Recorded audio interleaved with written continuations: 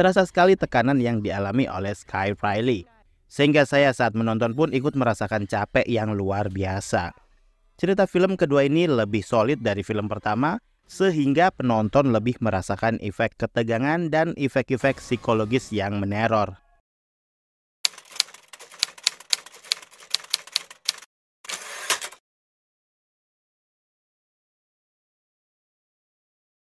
He was smiling at me. Salam sinema sahabat sinemalogi. Smile 2 adalah film horor yang disutradarai Parker Finn. Film ini dibintangi Naomi Scott, Drew Barrymore, Kylie Gallner, Ray Nicholson, Rosemary DeWitt, Lucas Gage, Dylan Gelula, Peter Jacobson, dan lain-lain.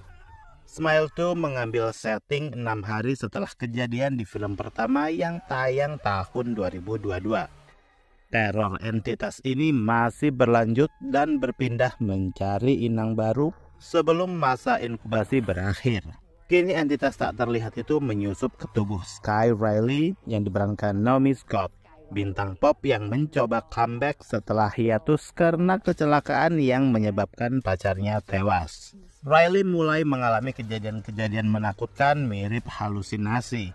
Riley juga sedang dalam tekanan ketenaran, terpaksa menghadapi masa lalu untuk mendapatkan kembali kendali atas hidupnya sebelum terlambat.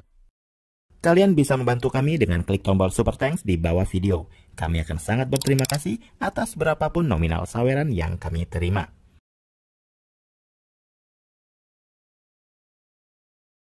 Smile 2 langsung menggebrak dengan aksi Joel, polisi dari film Smile pertama yang punya motivasi untuk menghentikan atau lebih tepatnya memindahkan kutukan Smile ke pengedar narkoba berbahaya. Sayang niat itu tidak sesuai rencana. Malah kutukan berpindah ke Louis Fregoli, calon pembeli narkoba yang menjadi saksi mata pembunuhan atas sang bandar narkoba oleh Joel. Film lalu berlanjut ke sosok Sky Riley. Sutradara sekaligus penulis cerita film ini, Parker Finn, memasang Naomi Scott yang memerankan Sky Riley, bintang penyanyi pop yang sedang berjuang keras agar pamornya nggak redup. Ditambah dengan permasalahan psikis karena trauma dengan kejadian kecelakaan yang menewaskan kekasihnya, terasa sekali tekanan yang dialami oleh Sky Riley. Sehingga saya saat menonton pun ikut merasakan capek yang luar biasa. Cerita film kedua ini lebih solid dari film pertama, sehingga penonton lebih merasakan efek ketegangan dan efek-efek psikologis yang meneror. Sosok Sky Riley yang dibikin kuat walau sebenarnya rapuh pun menjadi karakter yang kompleks. Kalau dari penggambaran sebagai bintang pop, Sky Riley mirip penyanyi Miley Cyrus. Tapi jangan salah, Naomi Scott memang bisa bernyanyi. Di sepanjang film dia perform bernyanyi tak hanya satu lagu saja. Saya cukup suka dengan lagu New Brain yang easy listening. Jujur, kalau saya disuruh memilih yang lebih baik, saya akan memilih film kedua. Kualitas akting Naomi Scott menjadi poin utama. Kemajuan kemampuan akting dari zaman Power Rangers, Aladdin berkembang tidak stagnan. Di film ini, Naomi Scott sangat terlihat mampu mendeliver karakter yang harus dipantau oleh penonton. Bagaimana perasaan depresi begitu nyata dan hampir engap karena seakan gak bisa nafas kehabisan oksigen. Parker Finn juga berhasil menyajikan teror lebih solid dari film pendahulu. Kita bisa melihat ada upaya merenovasi bagian yang bolong-bolong di film pertama. Asal-usul Parasite Smile ini masih tidak dibahas. Jadi penonton hanya diberi gambaran ada upaya untuk menghentikan kutukan ini. Tapi usaha tersebut malah menjadi sebuah plot twist yang tidak disangka-sangka. Ramuan cerita yang disusun oleh Finn mendadak brutal di ujung film, menjadi body horror yang mencengangkan. Rasanya campur aduk untuk bisa menikmati ending film. Film ini syarat dengan hal-hal yang bersifat psikologis. Bagaimana kondisi mental Riley dari awal hingga film berakhir pun cukup disturbing juga kalau dilihat-lihat. Karena juga menggunakan aspek halusinasi, film ini seakan mengaburkan batasan-batasan antara dunia nyata dan dunia halu ala Riley. Semua tontonan itu kayaknya nggak bakal menjadi oke kalau bukan karena akting Naomi Scott yang penuh totalitas.